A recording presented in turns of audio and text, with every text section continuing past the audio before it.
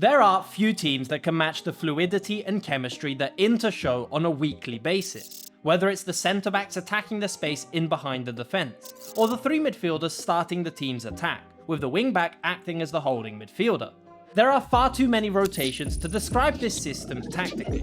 However, there are three principles that are evident in every game that Inter play, and these principles are leading a quiet revolution that is happening in football. The first is the idea of universal players, a term that we're going to readapt from the world of futsal, where at the highest level, the four outfield players are skilled at both defending and attacking, and will constantly rotate to create as much confusion as possible, not concerned about who is acting as the striker or the defender.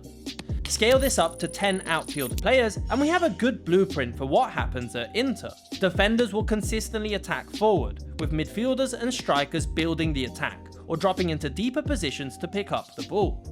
The idea of universal players is something that Inzaghi has introduced very slowly throughout his time at Inter, and by keeping a consistent 3-5-2 formation, he's added new players and rotations throughout the years. In his first few seasons, the two wide centre-backs would consistently push forward to add support in attack, with the strikers and midfielders then moving to add support. Last season, we started to see the midfielders rotating more freely, moving from flank to flank or swapping positions with the centre-backs. But this season, even the wing-backs have a much looser role, with players like Di Marco now showing up in central positions a lot more frequently. And it's not hard to imagine how after prolonged periods of possession, all the players can end up in completely different positions from where they started. Naturally, the player's skill set will dictate the types of movements that they complete. Lautaro Martinez is a prolific goalscorer, so will look to stay as high up the pitch as possible. Di Marco has excellent crossing accuracy, so will naturally hug the touchline if there's space, and Çalhanoğlu is needed to give the team balance, so will hover his position in central areas. But by giving the players the freedom to rotate and pick up the positions they want, it creates some of the most interesting patterns in modern football. However, the idea of universal players doesn't work on its own, and the players will rotate according to a second core principle of Inzaghi's philosophy, and that is to occupy the space available. Take this move against Atalanta. What starts as a typical build-up quickly includes so many subtle rotations that completely change the players involved, but they're all rotating based on the spaces left vacant. The midfielder Mkhitaryan drops deep to receive the ball, which leaves a space in behind that is occupied by the wing-back Di Marco moving inside. As he lays the ball off, there is now a space behind him that needs to be occupied, so the centre-back pushes forward to fill this space. Barella now drops deep to give the goalkeeper more options to build, meaning Di Marco can now rotate into a more advanced position where Barella started his move. And now the players are positioned perfectly to attack the space that was created behind Atalanta's first line of pressure. But it's the three midfielders that are starting the attack. Against more rigid defensive structures, the rotations happen a bit slower as they gain control of the pitch, but will always be optimally placed as far away from the defending player as possible. But it's here where we need to make an important distinction between positional play and what Inzaghi is doing at Inter, because on paper they sound like similar concepts of occupying a specific space, but the approach is completely different. In positional play, the spaces are predetermined. For example, the most common offensive structure is the 3-2-5, and the players will rotate to occupy these positions. This is because the 3-2-5 can often help the team poke gaps through the four defenders, and they often attack in the half spaces. You have similar universal players in these teams that are able to rotate and play in totally different roles in every attack. But the difference is that regardless of the opposition, there are few variations in the actual position where they pick up the ball, and the system only works if everyone rotates accordingly. Take Arteta's Arsenal, an extremely well-drilled team with one of the most dangerous attacks in the league. But if we take a look at a player like Saka, he will nearly always receive the ball in this position, and he will nearly always have a player running ahead of him.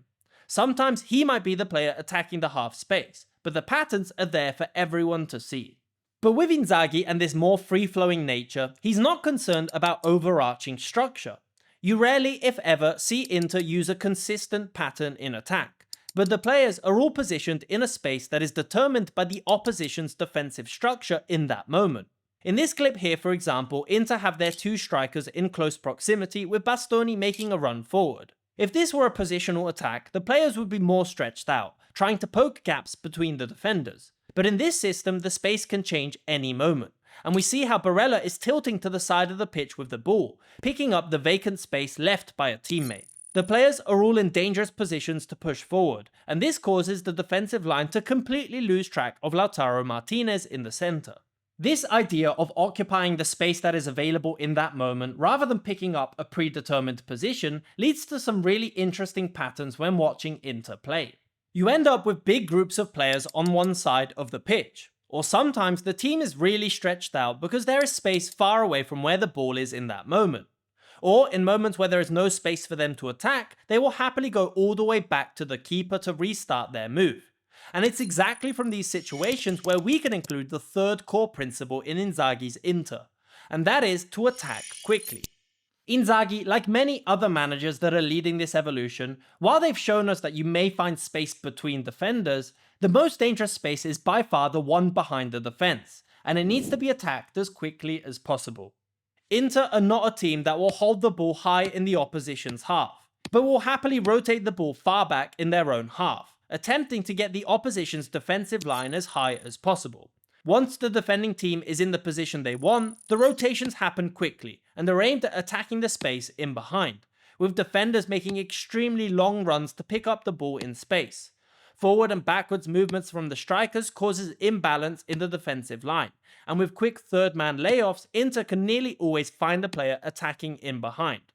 For example, in this clip, with Pavard laying the ball off, recognizing the space in behind and quickly attacking forward to receive the ball with space to push forward, after a brilliant layoff into the center from Martinez. Once Inter are in this position, then one of their more visible tactical instructions is to get the ball into the box early. Inter will not try and attack the space on the edge of the box too frequently, but will look to deliver the ball into the center from deeper positions. This is because a quick delivery from further back means the defending team is still running backwards and is much harder to intercept, whilst the striker's momentum is bringing him towards the goal. By combining these three principles, Inzaghi and other new wave managers are ushering in a new era of football tactics. One where spaces can change in an instant, and every player is involved in the attack and the defense. So with these principles sounding amazing on paper, surely this means the end of positional play.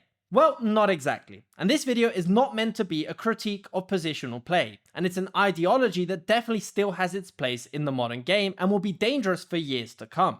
However, it's interesting to see how even one of its biggest proponents in Pep Guardiola is changing with the times.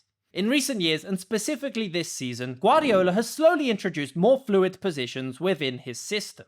An example being the three playmakers in the center we see a lot this season, that have a much looser role and can rotate and create density in specific areas, while constantly feeding balls into Erling Haaland up top.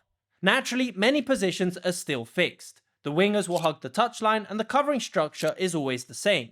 But Man City is equally a team filled with universal players that can rotate and do many different jobs at once. But in a world where attacking systems are evolving so quickly, how do you think defensive systems should adapt to stop this new way of playing? Let me know in the comments down below.